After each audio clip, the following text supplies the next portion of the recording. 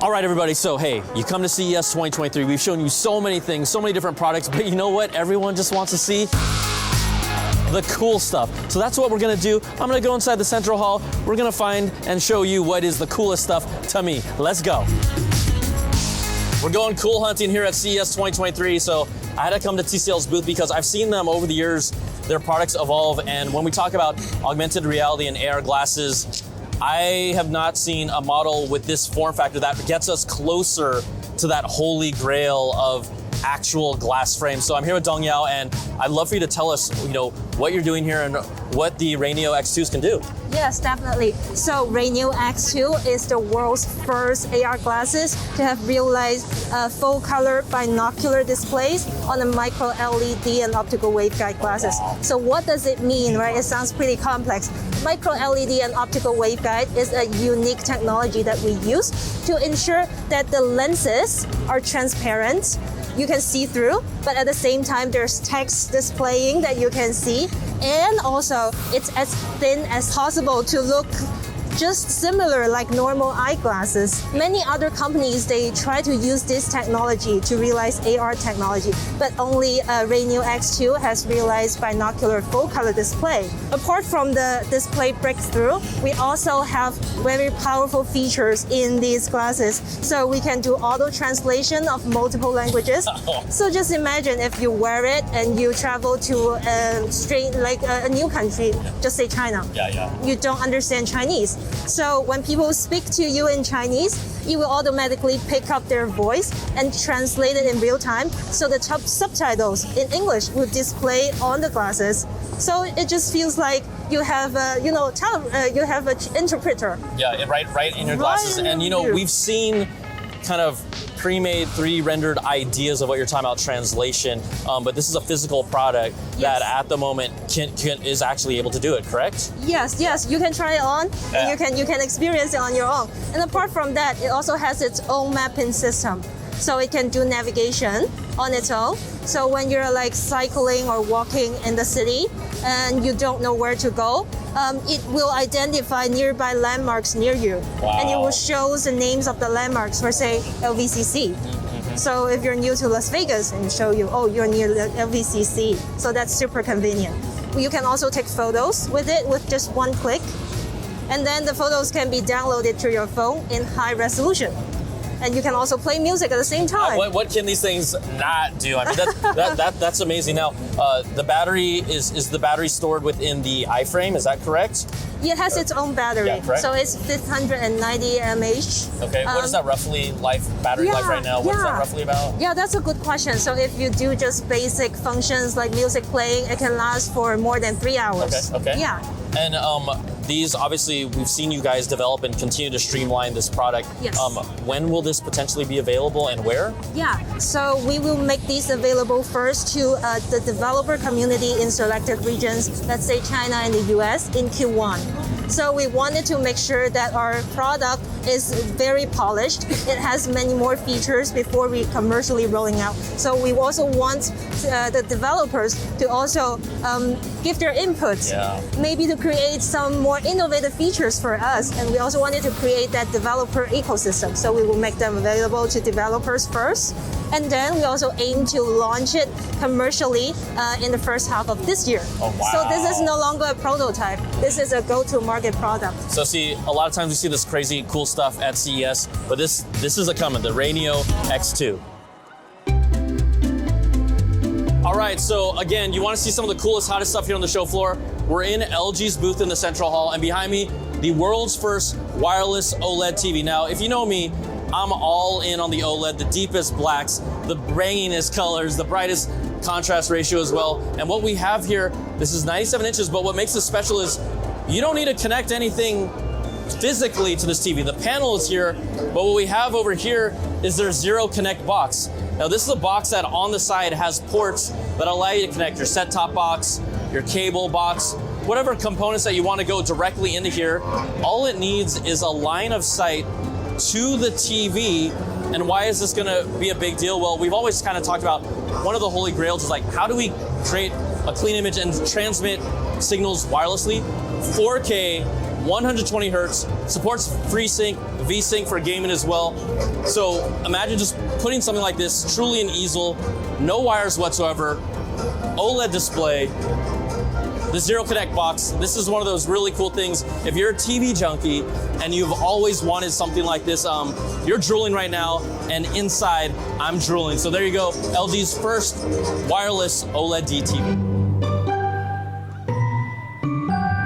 Another cool thing here at CES 2023, LG's Transparent OLED TV. You can even see it just went for transparent, and then the screen is filling up. Like, my fingers are gonna go bye-bye up there. So this is their concept, it's the OLED T. Now, honestly, we've seen transparent OLED demos, and the materials existed from LG for at least 3 years or so, but what they're trying to do is show how we can apply this in a consumer application. And so it's the design, it's incorporated into a frame like this, but maybe how could it really be showcased at home? If you have something, and we'll show you where there's a Best of CES award there, where you can showcase something, layer visuals on top of it, and also kind of create an open space. So this is, yes, is it eye candy? Does it have any kind of retail consumer purposes? Maybe.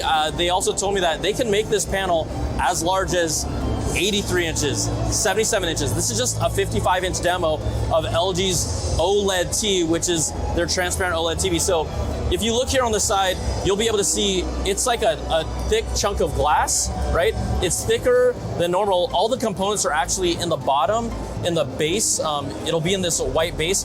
But what this allows them to do is, activate this display, and there's even a layer inside. You're gonna see it come down right now. This black layer, it's actually coming down from this thick piece of glass, which reveals to make it transparent while also displaying imagery on top of it. So this is truly like a thin, transparent OLED display.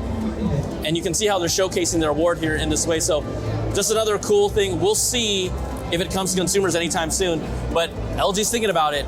LG can do it. It also comes down to how much you want to pay for it, but still very, very cool.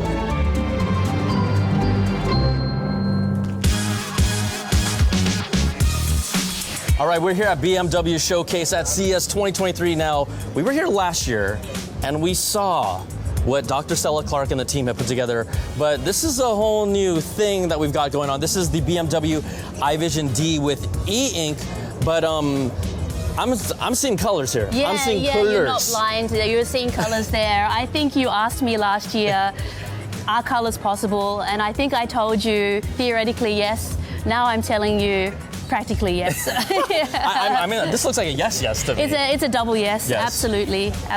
It's full color. So we've gone from black and white to full color. And we're not taking just the black and white Kindle material, but we're taking a very new material, the Prism material from e-ink. It's really months old. Wow. And we've worked with it very intensively over the last month and created this. What I also noticed here is, when we saw the first representation of how you had put e-ink on an existing car, the seams here, I mean, it's a lot more clean and manufactured. This is a concept, obviously, but just even the crafting of this is a lot different. Absolutely. And that actually, there's a story behind that, or a technical reason for it. So with the iX Flow, it was quite a curved car, and we really needed to get the material stretchy, and that was a great solution for the iX Flow. In this car, or with this material, what we found is that this material was very difficult to work with. So whenever you cut this material, which you need to do to get it on a car, whenever you cut it, or you laser it, then you're risking shorts between layers. There are conductive layers here that they're not allowed to short. They have to stay electrically isolated. And that's particularly hard with this material. And we found that if we cut too much, we short too much. And that's why the optics here look the way they are. It's a technical necessity. Wow. And I've noticed also just when you talk about this is a completely, I know it's obviously color, but it's technically like a completely different technology. I would say it's totally different. The color changing layer itself is totally different. The top and the bottom electrode layers, that's similar to black and white, they're similar. But inside the color capsules, you don't only have black and white, but you have, multiple colors in kind of CMYK fashion. I mean, this is like, look at this. Oh, pink. It's Yeah, like pop in it's with like neon. With the colors, we talked about different patterns. Yeah. This is right now running a program. Can you talk about maybe some of the different styles or things that you can actually do with this car, and even the wheels itself? So we have 240 segments on this car, each including the rims. Each rim has 15 segments on it, and that's the resolution of the car. So you can switch this guy or any of the 250 segments individually to any color you want. So that defines first the resolution of it. And we have 32 possible colors. So that's how we can play with this. And not only that, what we also animate is how the optics of the transition looks. So we want to make it look aesthetically pleasing. So, we time offset, with software, how the animation looks. So you see different things going on here. You see swipes from back to front. You see kind of stripes going out. So we tried to make some aesthetically pleasing patterns so the actual switching itself looks pleasing. I know this is a concept, but I think there's so many people that really, really want it, as a real thing. Are we close to that potentially being reality, or this is still just a concept? Like, how close are we for this maybe actually happening now? It's just a concept. I'm a very optimistic person. That's how we get to things like this.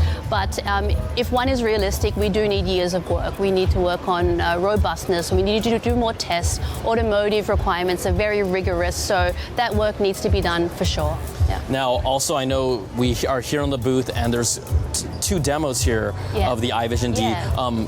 There's a kind of an interior cockpit seat-in experience. Can you tell us a little bit about what they're showcasing there? Yeah, sure. So one big role there is the idea of transitioning between reality and mixed reality and virtual reality. So you can change your degree of being in the virtual world in that car. So there's a lot of wonderful interior demos that you can see. Panoramic head-up display is a big topic there, that you have, not a display in the classical sense, but kind of a hovering head-up display that spans the entire windshield.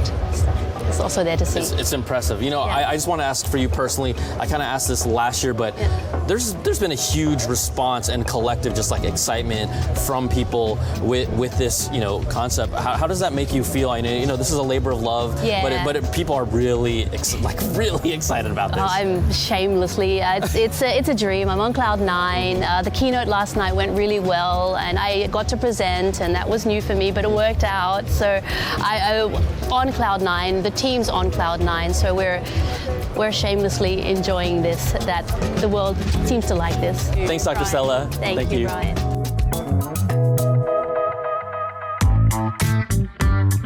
All right, gamers, we're on the show floor. We're looking for the coolest stuff, and I had to come here and find this specifically for you. This is the Samsung Odyssey OLED G9. This is a 49-inch OLED display, 32:9 aspect ratio. So look, if I'm sitting here, I'm getting wrapped by here. It's an 1800R curvature. So you see this is a curved display as well. And this is using Samsung OLED. It's a QD OLED display, but you get that dark, deep contrast, those vibrant colors, 240 hertz refresh rate, so you're gonna get that smooth, buttery gaming. This looks amazing to see. This is one of those things that for gamers, you're really gonna love. You also have their own lighting system that you can kind of change the colors to match the mood of your room. Now, right now, the resolution itself also is 1520 by 1440. There is no official release date yet or pricing from what we've been told, but this is one of the cool things that if you're a gamer, and Samsung is putting out a lot of stuff at the show, this is one of the things that you gotta see. Now, I've been hunting for cool things throughout the show. I found my cool man Larry here. Also, the broadest shoulders at CES 2023.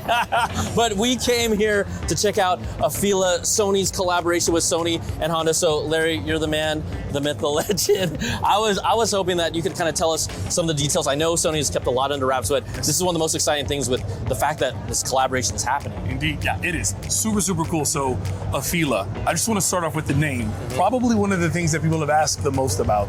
What does a Fila mean? And simply put, if you drop the A off the beginning and the end, it's all about the feel. It is delivering an emotional connectivity to the product. Yeah. Now, of course, we understand that driving vehicles historically has been key, ignition, gas, I'm gone, right? But a Fila is trying to deliver something else. It's trying to deliver a unique feeling and honestly an experience from that drive. And it's all about 3 A's. autonomy, augmentation, and affinity. So if I can for a second, I want to tell you a little bit about the autonomous side of it. All right. So autonomy starts with safety. And when you start talking about EVs and autonomous driving, the number one concern that anyone could have is safety.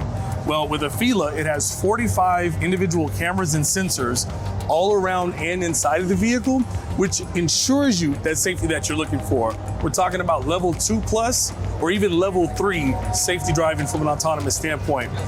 Right at the top is the LiDAR, right on the hood, that bump, which delivers that kind of technological aspect that ensures that you know where you're going. Now, I don't want to ignore what's in the front, okay? And it's all about this. This is the media bar. But let's say you and I are hanging out, having a couple of beverages, and it's a great game on, but we're not sure what the score is. Well, the Fila is capable of updating us on the score to letting us know exactly what's going on, so we can continue whatever we're doing, but still be able to do that, right? So what, we're gonna be like kicking back here on the hood. Yeah, the sun's coming down. Oh, let's and we can just chill, and it's all good. Cool. But some of the more practical applications, you wake up in the morning, you go outside, and one of the things that you want to know is, first of all, what's the weather like currently? Because when you're talking about weather, you want to know how is my driving condition going to be? Do I need to grab an umbrella or something like that? I'm in the desert and it's raining, which is like super weird to me, but you have that. Also, what's also important is also where we are with charging. So you already understand where your battery level is, where you're charged at, so that, again, you can plan your trip and everything is all So check good. that out. When he showed the charging, the juice is at 82%. This bar is basically 82% of the bar. Yep. You know, that's fun stuff. That is absolutely correct. And this information is displayed both on the front and the rear of the car, okay? So you don't have to walk around to get that key information. It actually will, wherever you are, right? Quickly going through these things. So TPMS warning, that's there. Hey, we accidentally had a flat tire on the side of the road. Boom, we got it, no problem. Here's caution, we're good to go. Also, parking permit integration. I mean, a car is beautiful. Do I need to have a sheet of paper or a hang tag? I should be able to just pop this on the media bar and I'm good, fun. correct? This is fun, man. Yeah, absolutely. So that's just that aspect of it. And that is just some of the ways that it's connecting to you. So of course, as I've talked about the sensors and the different cameras that are on there, you'll notice that here on the side mirror, it's a series of cameras that are there. Now, these are multi-purpose cameras, of course, one of which is to make sure that the autonomous driving experience is where it's at. But if you also notice on the side pillar, there's another camera. Right over here, man. So after you peep that out, I may ask you, hey, do you see the door handles on this vehicle? And you may pause and wonder, where are the door handles on this vehicle? I do not, sir, Mr. Larry Harrison. I do not. And the primary reason for that is you can establish the settings of this vehicle where it has facial recognition technology and identify once you get into a certain proximity, the doors can simply just open for you. Yeah, baby. And why do they gotta be so elegant like that? Well, you know? I mean, yeah, come on. This is us, Can I hop in here? Absolutely. Please Okay, have a let's seat. get in here. All right. So now what you'll notice in here is a couple of things, right? Okay, first I'll start from your right-hand side. Okay. You'll notice on the far right, that now is your side view mirror, okay? So now everything is done based upon cameras. So now that is where you're picking up what you normally would be using your side view mirror for is now digitally there. What you're looking at on the entire portion of the panoramic screen is what's known as HMI. That's human machine interface. It is everything you could possibly want. Starting from the left, there's your music application. Music right here. You've got your nav system. Yep, right there. And it wouldn't be us unless we had the ability to play movies. You see, we're pubbing Spider-Man there. No Way Home. And you already know it wouldn't be Sony if we did not have the PlayStation integration. Of course, there's a PS5 controller here. You can play games in your car on this panoramic display, right? 100%. And that's what's cool about this. Like, even just looking at this, this is an entertainment system, like a true integrated system is here. And then the rear view mirror is camera based as well. Is that right? Camera based as well. That's correct. Yes. Yep. Wow. And the idea of that is when you're achieving level 2+ and level 3 autonomous driving, that safety, now you can truly enjoy your drive even more so. All right. I'll close that door. Yeah, I'll get out of the way. Yeah. Here we go. Voila. Just like that. I just told it to like close. But you know that entertainment, that in-cabin entertainment doesn't stop just in the front seat, right? Yeah. Because, of course, your backseat passengers shouldn't have to lean around and try to see what's going on. So in the back of the vehicle, you'll also notice that each side is equipped with its own screen. Now, what's truly interesting and truly cool about the Fila is we could be watching the movie in the front, while the passengers in the back could be doing their own thing, enjoying music. But it is all about changing the experience. And I think that, going back to the beginning when I talked about a Fila, that feel element, that's where it's about. So, Sony and Honda working together, I thought that's what really stood out to me is these are two companies with really different expertises. Right. Forming a union, knowing that really how competitive the car market has become. Yes. And really, when you just see this, I know, this is not the finished model per se, right? We know that Sony has the Vision, is it the S2 car? Before this collaboration with Honda, before the separate companies came together and formed an independent Sony Honda Mobility, Sony started off with our prototype Vision S and Vision S2. What you see here is what has allowed that timeline to be shortened from R&D to actual delivery, because we've taken what started with the Vision S, partnered with Honda, created that partnership, and bring forth the first prototype. Yeah. But when you look at that partnership just beginning in 2022, and we're talking about ordering vehicles in 2025 and delivering spring of 2026, this has been a fast-tracked, innovative kind of a process. It's been awesome. And the brains that's relying on is Qualcomm's mobile chip is going to be part of this, that's powering this. So you really see three powerhouses in tech coming together to form this. This is incredible. This is amazing. This is absolutely the coolest thing. And I do, the name of this car is a Fila, right? Yes. I got something for you, right? Okay. I got a feeling that tonight's gonna be a good night. Oh, it's gonna be a good night. That's a night. It's a good night, baby. Hey, thanks so much, Larry. Appreciate it. Appreciate you, Thank you brother. so much. Good to see Thanks you, so man. much. Another one of the coolest things here at CES 2023.